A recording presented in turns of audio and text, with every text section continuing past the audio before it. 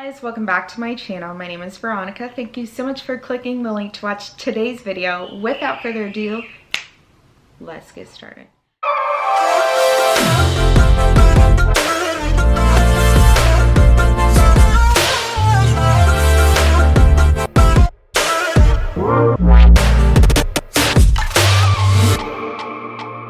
Okay, you guys, so when it comes to different branches, obviously I'm going to be biased towards the Air Force. If you guys don't know me, hi, my name is Veronica. I'm a MSc, Medical Service Corps Officer, which equals a healthcare administrator in the United States Air Force for now 5 years.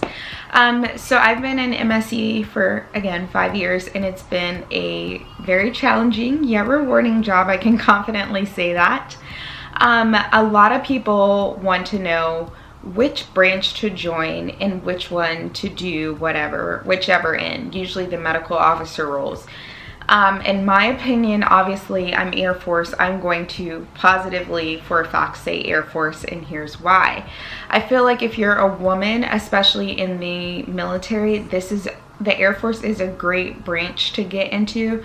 Not only do we have the lower sexual assault rates, which is a huge deal, but also I feel like we have a lot of programs for supporting women. We recognize women a lot more, and things are changing. So I don't want to speak negative. If you hear my kids, sorry. I don't want to speak negatively about the Army or the Navy. However, I do want to say that, and I know I don't know their programs, but I do want to say that the Air Force really does a great job, in my opinion, when it comes to female enlisted members and female officers. I do have friends in the Navy, and overall that would be my second recommendation. If you can't do Air Force, or if you don't want to do Air Force, my Navy would be definitely number 2 that I would recommend to you to look into if you're a female, because I feel like it mimics the Air Force similarly when it comes to female programs and empowering women, and to making sure that you can get the job done and the support, because I do have a lot of Navy female friends and they love it. So those are the 2 I can recommend. Army and Marines, honestly, Army would be 3rd, Marines would be 4th. Again, I'm basing this off of my friends' personal opinions. All of this is subjective. It's not anything to do with the branches itself. It's my personal own opinion. For the MSc program, the Air Force is the top tier branch. You're going to do several rotations. So I'm in an assignment right now where I'm going to school with Army and Navy, and we're all MSc officers. Yet my career looks completely nothing like my Army and Navy peers. Most of them have either spent very limited time in the clinic or hospitals, and more so time in the operational tactical fields. So if you would rather come in as a medical service corps officer but do more traveling or deploying or doing more operational things, I can say from the sounds of it, maybe Army is your best branch to join for that. If you would rather do maybe less operational stuff, a little bit of clinic stuff, but still open to certain things, and maybe certain bases that are more overseas or near bodies of water, I can recommend the Navy for you. But for me personally, I think the Air Force is the best when it comes to cultivating a medical service corps officer. So not only do we have the rotations, which if you're not familiar with, we have TRICARE operations, which is going to be your insurance, your patient care, all of those things. It's a huge umbrella with TRICARE, and to be the TRICARE operations and patient administration officer. So that's that. The GPM, which is a group practice manager, you're going to be managing your clinical roles inside the clinic. The RMO, so that's the resource management operations officer. You're going to be managing finance, HR, manpower, and also a huge umbrella. All of these are big umbrella jobs, by the way. So never go into a job thinking you're just going to do that, because you're going to do more. IT, if you like information services, I love Apple products. Why can't we have Apple products? I know why, but I really want to have Apple products. But I really hope I can do an IT rotation soon. We also have medical logistics, so all of the material that comes in, facilities, cleaning, anything like that. That's logistics. We have readiness, where we deal with our deployers, making sure we're up to date on training and everything like that. And then we have AFOQT, which kind of helps prepare and gets people, you know, overseas when we have people who get on planes. You know, maybe they have to be medevac somewhere, or we have big movements or something. We still need an administrative officer to help with those. They deploy kind of frequently. And then we have our non-traditional roles. Is I consider the 8th role an exec. An executive officer can be anyone, but it's really special. You're working for the commander, and it can really help further your career. I enjoyed my time as exec, and it was probably the best time in hindsight that I ever spent. Wow, my hands look big when I do it like that. But overall, we get to do all those rotations. And at first I'm like, you know, this sucks, because in the Navy and Army, they can work in one rotation for the rest of their life. So let's say they want to do logistics. They can work logistics for pretty much the rest of their life. Whereas Air Force, they're like, you ain't working in just one. When you come in, you're going to work around the field, around the clock. And then you can apply for a specialty match, which means, let's say I love logistics, I submit my application for a specialty match, they approve it. Okay, Veronica, we'll try to make sure you go to logistics jobs after that. However, if you want to, let's say, oh my gosh, there's a great GPM job, I qualify, I kind of want to try that, but I'm matched to logistics. Can I go to GPM? Yes, you can. If you meet the requirements, it lines up, match for match, they send you there. And so that's kind of one thing I love about the Air Force. I feel like I'm overall a well-trained administrator. I personally feel like I can go into most jobs and I know what's going on. I'm not saying that my Army Navy peers can't, but I will say and confidently say, when it comes to looking at the breadth of our careers, in response to being a healthcare administrator, Air Force MSCs have a lot more, I would say, well-rounded knowledge. I'm trying to come off like I don't want to, I love Army and Navy, right? We all do the same thing. We all work for DHA now. So I don't want to put one branch down, but when I'm talking about, you know, if you want all of that experience, the Air Force is the way to go. Not saying that you can't get that in the Army and Navy, because there's things that, you know, I wish we could get in Army and Navy. For example, my Army MSC peers, they're traveling right now doing global health and embassy tours, and you know, that's something that's extremely cool and I will never get to have as an MSC. However, that would look so impressive on my resume if I got to say that I, you know, got to venture into that. But for the Air Force, we don't really do much of that. So that's one thing that's a downside. And I can say also a downside is I do feel like there's a lot of pressure to remain in the clinics and constantly go to the clinics, or it's a career ender. I do know that they, at least our former Corps Chief was working on a track where MSCs don't have to be tied to the clinics. They can go and do special different tours and get promoted just as easily as our counterparts who stay in the clinics. I know for myself, I don't want to only work in a clinic. I want to do staff job. I want to do a specialty job. I want to do a job that no one's ever heard of. I want to teach at HSA. I think I would be a great instructor there, because I already instruct a lot of people. So that would be a dream job for me. And I don't want to feel like I have pressure to essentially, okay, I got to go back to the clinic or else I'm not going to promote. And so I'm hoping we get out of that.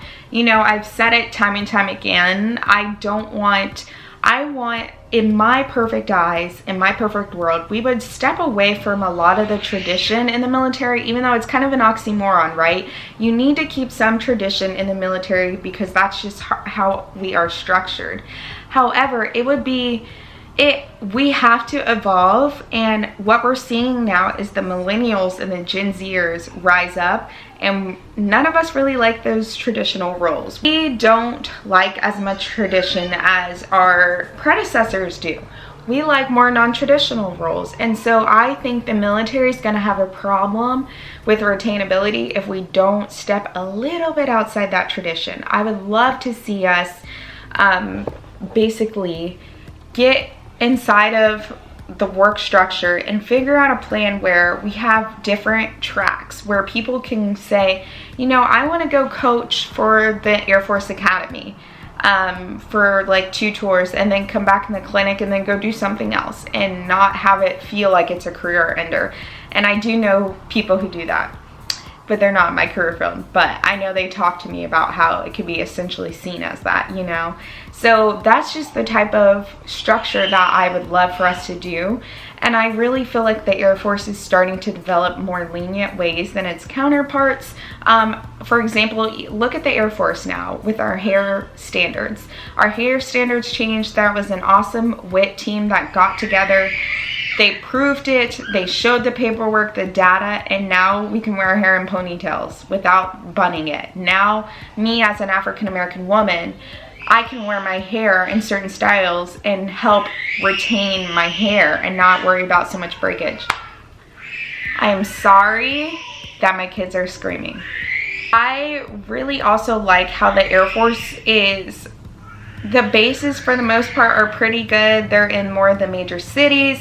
No offense, but we do have more up-to-date buildings and nicer areas. I will say, I can confidently say that, especially being out here on a joint base, and I haven't stepped foot on an Air Force base in months. I'm on a Navy base every day, and while this naval base is extremely nice because it's in the DC area and serves our highest officials in the country, however, if I were to go to a different area, it wouldn't be as nice. And so, you know, I really like how our Air Force is set up and structured. For example, this probably doesn't make sense to you, but one thing that I really love that we have in logistics especially is we have a separate facility basically called AFMISA, but I think they're all AFMRA now. Acronyms that you guys don't really care about. Basically, it's an agency that helps have funds separately support facilities and make sure they're up to date, they're modern, they're utilized right, we're doing demos, you know, we're renovating. So we have a separate agency who funds and pumps that money into our hospitals, especially to make sure they're nice and that people come in there and they're like, wow, I feel healing properties just because it's bright and airy and renovated. You know, that's really important. And you realize that as a healthcare administrator when you're not in the Air Force and you walk into a building and you're like, why is this not updated? And they're like, oh, we had to fight the rest of the base or the rest of, you know, this area to get funds for it. And so we're number 13 on the list. So in 10 years time, we can get it updated. And I'm just like, wow. You know, so it makes you really appreciate how the Air Force structure is set up. Also HSA. HSA is very unique. I'm not really sure how Army and Navy does it, but HSA is amazing. Now, here's what I will say. You really won't learn how to do your job until you go. There's special isms at your job. You got to adapt to whoever you're working for. Your facility is unique compared to everyone else. But HSA is so nice because we're one of the only corps in the Air Force, potentially out of all 3 branches, where we actually go and kind of have a tech school and get to learn in a nice environment, a peer-led environment. So not so much like, oh my gosh, I have someone telling me what to do, but kind of like a peer. Hey, here's how you do this. What do you think? How would you work through that? You know, it was such an amazing thing to experience, and also experience that with my people who I graduated COT with, because COT, TFOT now, whoever you usually go and you're all MSCs, you're going to go to the next HSA class together. That's how they had it set up before, and I believe they still have it set up. You'll have sprinkles of people like academy grads and like people who kind of went on a different schedule, but all of you guys will really form connections. I still talk to everyone I went to, not everyone. I still talk to a lot of people I graduated COT/TFOT and also HSA. Like, I still message people on the weekly. And then anytime you do a new rotation, you have to go back to the schoolhouse and you get to learn it. So it's really nice and really overall a really set up program. It is really hard to get into the Air Force MSc Corps. They raised the GRE requirement, they raised the GPA requirement, they won't take certain degrees, and you know, at first you're like, dang, why is it so hard? And then you realize when you come in, you know, it makes sense. They have to have, they can't, it sounds bad, but you can't set your bar so low that everyone can get in. You kind of have to set it up where you can almost feed out people who shouldn't be in the Corps, or who maybe this job isn't for them. And you guys know that I kind of struggled through, I got in on my first time, but I was almost, I almost didn't. And so it has been such a nice, you know, learning experience, and really makes you appreciative of being an MSc. And I do love my job. There are times where I hate it, but I love it. And I really believe that the Air Force, when I am done, separated or retired, hopefully retired, but it's okay if I separate, I really feel like I will have so much experience. Even now in my residency, I feel like I have so much experience. You know, I'm not starting off fresh. I'm starting off, I've worked a lot of jobs, and you know, I hated that in Montana. My commander's like, oh, this is gonna make you so much better for it, you'll appreciate it. I was like, this guy has no idea what he's talking about, and he totally has he knows what he's talking about, and I really appreciate him. And so I just wanted to say thank you guys so much for everything. I just want to say thank you for your support as me sharing my channel and doing these military updates. You know, when I started this, I was at 354 or 300 and something subscribers, just posting content to post, and then my content kind of blew up mainly because of my military life. But I also feel like you guys have evolved with me, and I just feel like out of all of the branches, I'm really grateful for the Air Force. I feel like I can speak up as a Black woman now, mainly because of things that are going on in social times, but also because my branch leaders made a space for us to do so. And even though being an MSc is not an easy job, and a lot of people think we leave at 4 o'clock or 4:30, which makes no sense. A lot of people think that we don't work overtime or work late hours or have stressful taskers, which makes no sense. We are the brains behind every single clinic. So the money, the manpower, you getting paid if you use TRICARE and you travel, you getting reimbursed for that, that is an MSc and a 4A who are behind that. And so every time you walk into an Air Force clinic, I just ask that you really appreciate everyone who works there, including the clinical staff, because we all put in a ton of hours. And I can't say this isn't really, this is kind of about, you know, this isn't really related, but I'm going to say it. I feel like, especially having a really good friend who's a public health officer, I feel like a lot of us went underappreciated, especially with the pandemic going on, because you guys don't realize that we work our normal jobs, and then we're also on disaster teams that still are meeting and working after hours for this pandemic. We're still doing processes and submitting taskers on top of our workload for this pandemic at our level, at the higher headquarters level, and even higher than that level. A lot of us are still doing those jobs. I'm not currently, because I'm coded as a student, so I'm doing a different job, but our medical officers need more respect and need more appreciation. So that's why I have a strong opinion of that the Air Force MSCs are the best. What are your experiences? Do you guys think Army's better, Navy's better? What's your reasoning? And no one judge people in the comments. Please don't speak negatively, but just say what you feel when it comes to, like, for example, I think Army makes some bad operational officers, bad as in good. Like, they are bad mamma jammas. They know ops, they know tactics, they can pitch a tent. And that's not even trying to be funny. They really can, and they know how to do a lot of stuff. Whereas me, I'd be like, what is this? I don't know what to do. So, yeah. So thank you guys so much for watching. Sorry about the boys screaming. They're developing their voices. They're 7 months now. They're cuties. Follow us all on Instagram. You can see our Instagrams here. watch my latest videos, click the subscribe button, and help get me to 10,000 subscribers. Peace out. Bye.